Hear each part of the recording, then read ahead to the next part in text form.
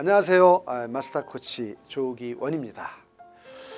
이번에는요, 의욕도 성과도 모두 높은 자녀를 어떻게 도와줄지, 정말 행복한 부모들을 위한 코칭이 되겠습니다. 우리 사회는요, 서로 신뢰하지 않아서 많은 비용을 지불하고 있습니다. 기업은 노동자를, 노동조합은 경영진을 믿지 않습니다. 가정에서도 부모가 자녀를 믿지 못하면 역시 갈등이 생깁니다. 의욕과 함께 어느 정도 성과가 잘 나오고 있는 자녀에겐 부모가 최소의 시간을 할애하는 것이 좋습니다. 자녀와 긴 시간을 의미있고 재미있고 보람있게 보낸다면 몰라도 대화가 자주 갈등으로 이어진다면 대화 시간도 최소화돼 양보다는 질을, 즉 짧더라도 함께하는 좋은 시간을 추구하는 것이 훨씬 더 좋습니다. 이미 어느 정도 성과를 내고 있는 자녀는 스스로 무엇을 어떻게 해야 할지 잘 아는 경우가 많기 때문입니다. 공부에 대한 의지와 능력이 모두 높은 이런 자녀들은 부모가 어떻게 도와야 할까요? 자, 이를 잘 설명하는 것이 바로 위임의 리더십이라고 할 수 있겠습니다. 경청과 질문을 통해서 자녀가 더 높은 목표, 열정을 더 많이 끌어낼 수 있도록 돕는 것이 중요합니다. 이런 자녀의 경우 코칭의 핵심은 모든 결정을 이제 코치, 부모가 아니라 자녀가 하도록 하는 것이 중요합니다.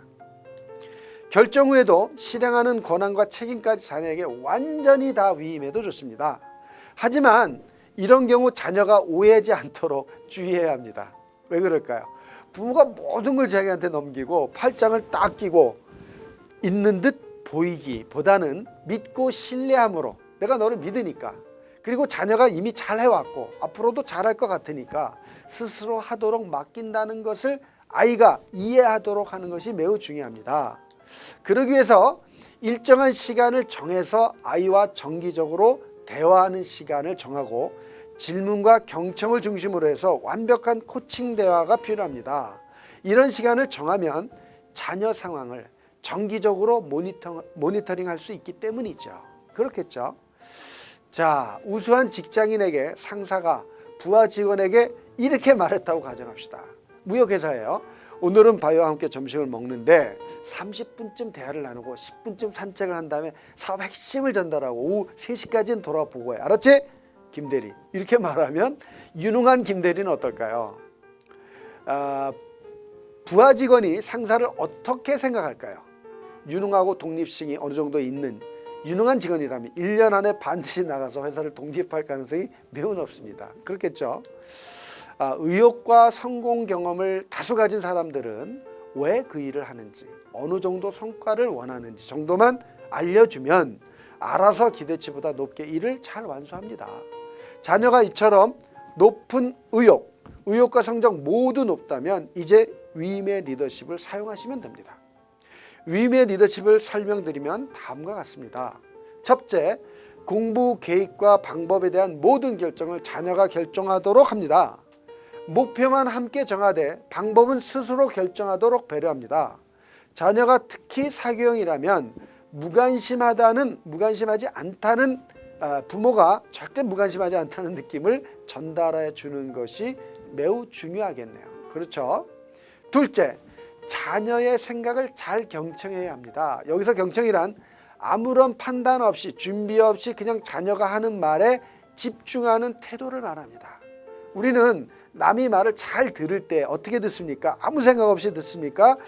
이 말이 끝나면 내가 무슨 말을 준비해야지? 이렇게 생각하면서 듣습니까? 아무 생각 없이 듣는 게 경청입니다, 여러분.